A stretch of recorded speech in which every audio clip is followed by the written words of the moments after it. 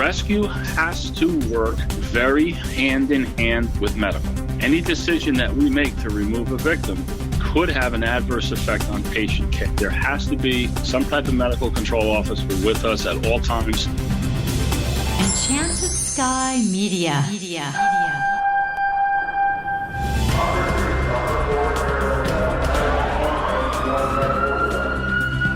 This is Code 3, the Firefighters podcast. Now, here's your host, Scott Orr.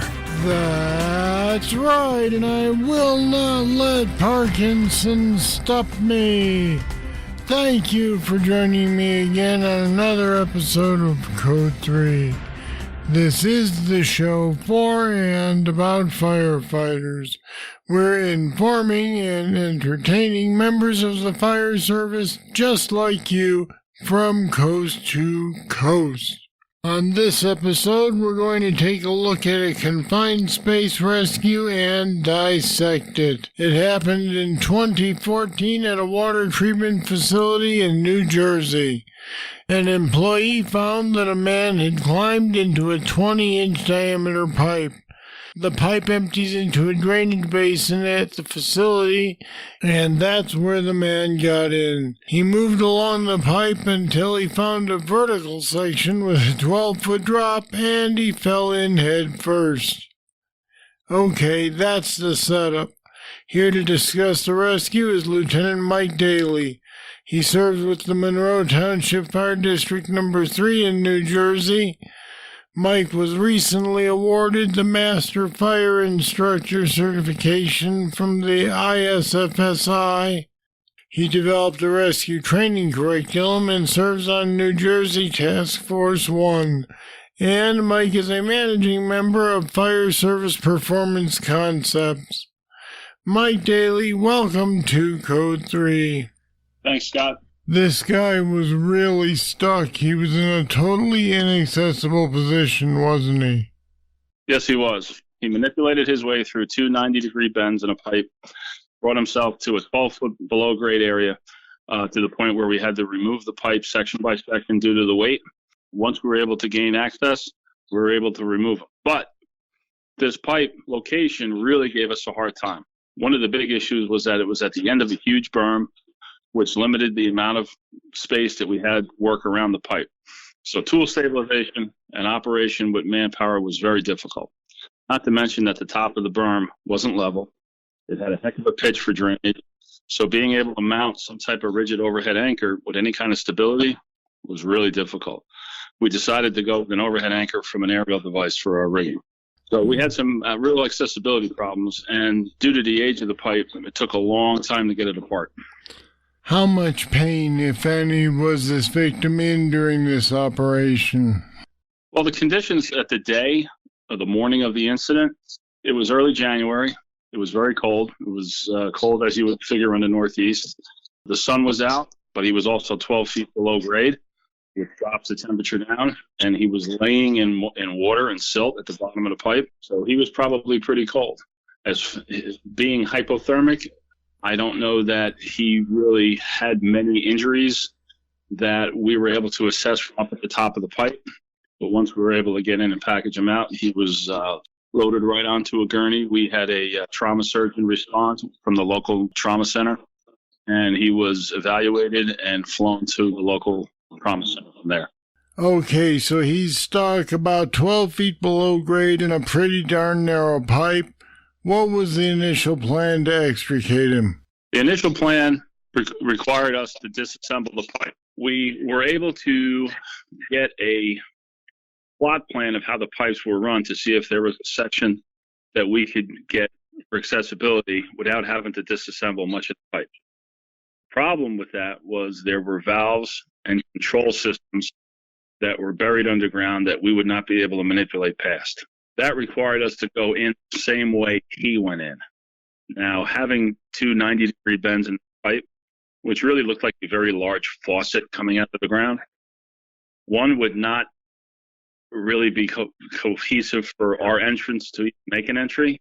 Secondly, once our patient's packaged, we wouldn't have been able to manipulate him past the bends in the pipe to get him out. So once we saw that our best option was to disassemble the pipe, that's where we started our operation. With the pipes underground, did that mean you had to extricate the pipe itself to get to the victim? These pipes were in place for many, many years, and it took a lot of bolts that were rusted in place to be disassembled. Once all the bolts were taken off, the pipes were held together with kind of a compressive fitting, and over the years, that compressive fitting was almost cemented into place. We had to put relief cuts into the pipe at every joint so that we can relieve the pressure that was surrounding each section of pipe. Now, to do that, we wound up starting off with some rotary saws. While we were cutting, though, the gas engines powered these saws were starting to increase the level of carbon monoxide inside the space. So we had to switch out from the gas-powered tools and use hydraulic and electric tools to finish the cutting. Along with that, since the patient was on the ground, we wanted to pump some warm air into him to help kind of keep him coherent. This became problematic because our warming unit runs on propane. The local warming unit that was brought that ran on propane started to increase the carbon monoxide level in the space as well. So we were lowering some blankets and towels once we can get access into the victim to help warm the victim up before we removed them. This was clearly a major operation. How long did it take from start to finish? The initial call came in at 7:35 a.m., and shortly after the initial department arrived, they requested local and state technical rescue teams to respond. And by the 11:42, command was terminated. All of the rescue resources was cleared from the scene. So when all was said and done, what lessons were learned from this operation? Well, one of the things that we stressed as a lesson from this incident, considering the complexity and the dynamics of the incident, there was a lot of skill for the technical rescue responder to have to deal with just to gain accessibility to the patient. It's one thing to just tie a whole system, lower into a pipe, and pull a victim out. But this situation was a little different. We had to spend a lot of time just to be able to get access to the patient. So when we respond, just like any other rescue company, rescue is the science of alternative means. You have to find ways to deal with the problems that you are faced when you arrive. So the rescuers have to be very well versed in problem solving. It took most of the time that we had to remove the section of pipe.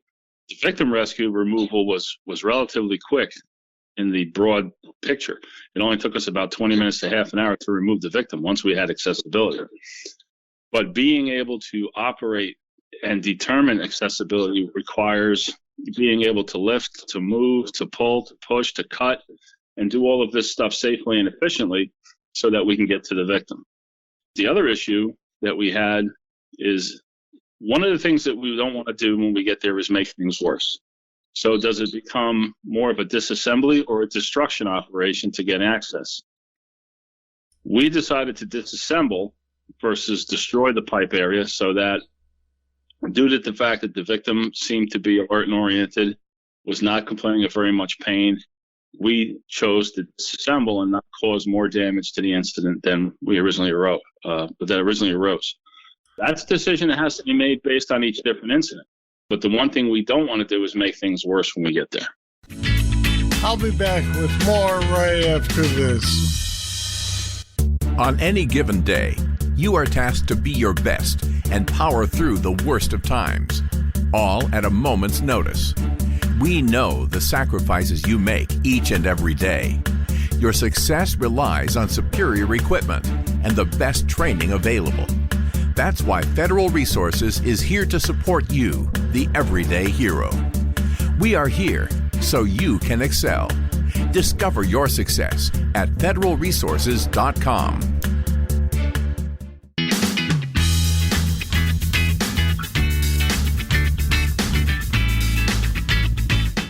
With the victim down there for hours, what level of danger was there to him?